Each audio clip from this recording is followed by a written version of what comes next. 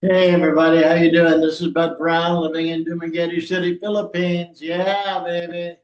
Oh, so glad that we came back. We were here 12 years, lived for 2 years, missed the lifestyle so much. So we came back. Been here about 6, 7 months now. But what I wanted to share with you is the visa that we have. A lot of people assume that it's a certain type of visa, which I'm going to talk about. But I don't really hear much about this visa that we do have. So here's how it started. Gloria and I, of course, Gloria was born here in the Philippines, and then we met, and she came to the United States. She became a naturalized citizen. So we were in the States about 45, almost 50 years. And then I retired from teaching in California public schools. So we came back to the Philippines, and we went down at first. Well, there's this Balikbayan visa, which is like returning Filipinos can come with their spouse. It's not a Filipino, in this case, me and her, and you can stay for a year. No charge, nothing. So that was great. So we did that for a couple of years. The only thing is, after 1 year, you have to leave the country. So then we decided to take a different tack. So we came this time and as tourists. And as a tourist, you can stay for the first 30 days and you can renew it. At least this was at that time. I'm really not up to date with what's going on now. Maybe the same. You can renew it up to three. At that time, it was 6 months, but I've heard now just 3 months. But you can continue to renew it up to 3 years, which is what a lot of guys do. And then you have to leave the country. Then I told Gloria, hey, we're going to be here, what we call habang buhay, to the rest of our life.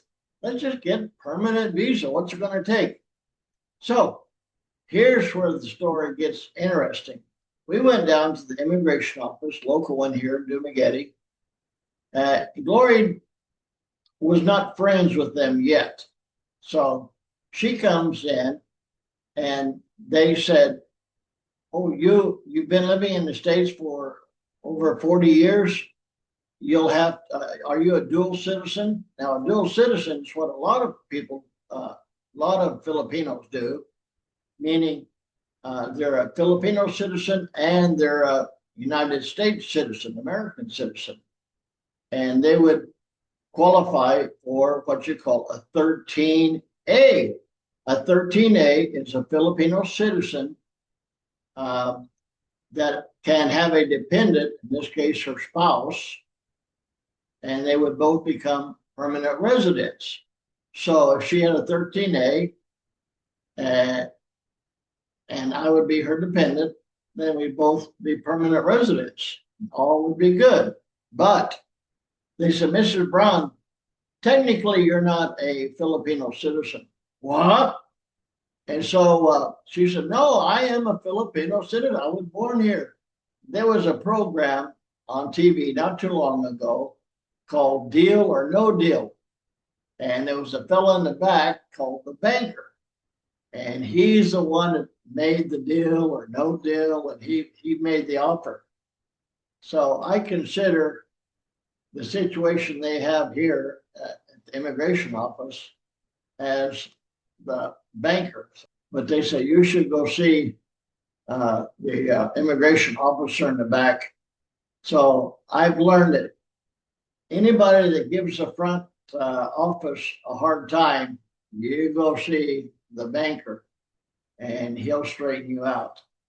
So we went back there and Gloria came in with both barrels blaring. I'm a Filipino citizen. I was born here. And he said, Mrs. Brown, calm down, sit down here, and let's have a talk. Yeah, but he said, you went to the United States, right? Yes. And you became an American citizen. Yes. Yes. He said, when you became a naturalized American citizen, you forfeited That means you gave up your Filipino citizenship. Yeah, but wait a minute now. So technically, you're not a Filipino citizen, but you can become a dual citizen if you go through the proper procedures. Yeah, but I was born here. She, she holds on to that. Yes, but you forfeited your Filipino citizenship. And I'm trying to tell her, honey, just, he's the man. He's the one that controls and life in general. You don't argue with the person who controls your future. And if you know what I mean, he's got you by the cojones. So just play nice. Yeah, but. So I said, okay, so we'll see if we can see about getting that dual citizenship. Okay, thank you so very much. And we left. And it's where she told me, that's not right. That's not right. I said, honey, just calm down. And so Gloria, so we still had legal status to stay there for a few more months.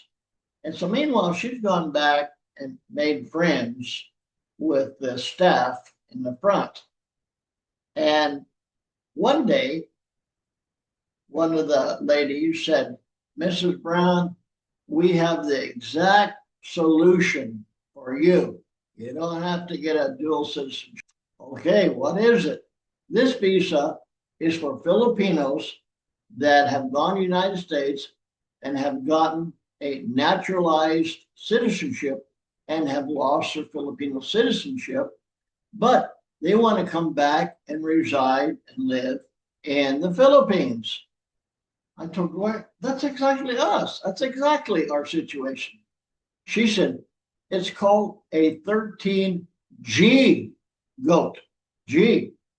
What? Really? Well, what do we have to do? It's exactly, you go through the same procedures as the 13A, which is a Filipino citizen who marries a foreigner and wants to take on the foreigner as a dependent and become a permanent resident here. That's what a lot of guys get. Now I just take a little break in the thought that there's a military visa. At the time, it was $1,500 application, $1,500 fee. And then even though you're married or not married, have nothing to do with a Filipino citizen. If you were in the military, you could prove it, probably show your DD 214 or whatever. I didn't go through that route, so I don't know. But I've heard about that one. And then there's an investment visa, which they said it's changed. It used to be deposit $10,000. I've heard now it was $20,000, but somebody should check on that. But I've heard that if you ever leave the Philippines, and you can take your money back or most all of it, and then you would lose your visa, your permanent residence. But getting back to our story, so we went through the paperwork. We had went through the background investigation, went through had our fingerprints taken. Both of us had to go to Cebu to get certain things done. But I know you may be frustrated at me because I'm not giving you the exact details, but I'm just telling you of the existence of this 13G. And you can look it up online or go to the immigration office and say, what is this that I've heard about 13G?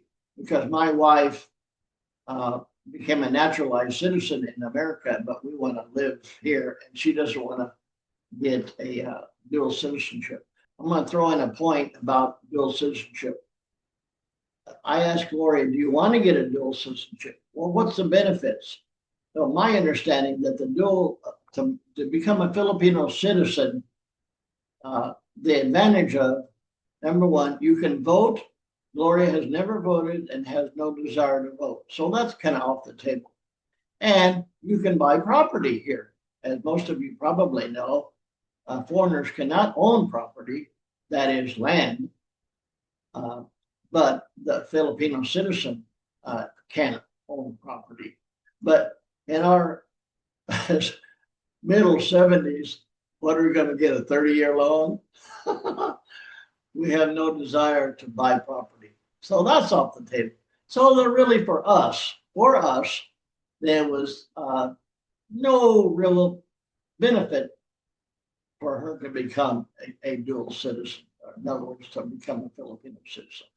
And so this 13G was perfect for us. And so consequently, that's what we did. And that's why I just want to throw that out there as an option for those that may be in that same situation as we were in. So, and it works because we were out of the country, but the card was still good and expired. And so we came into the country as a permanent resident. And that's where we are today.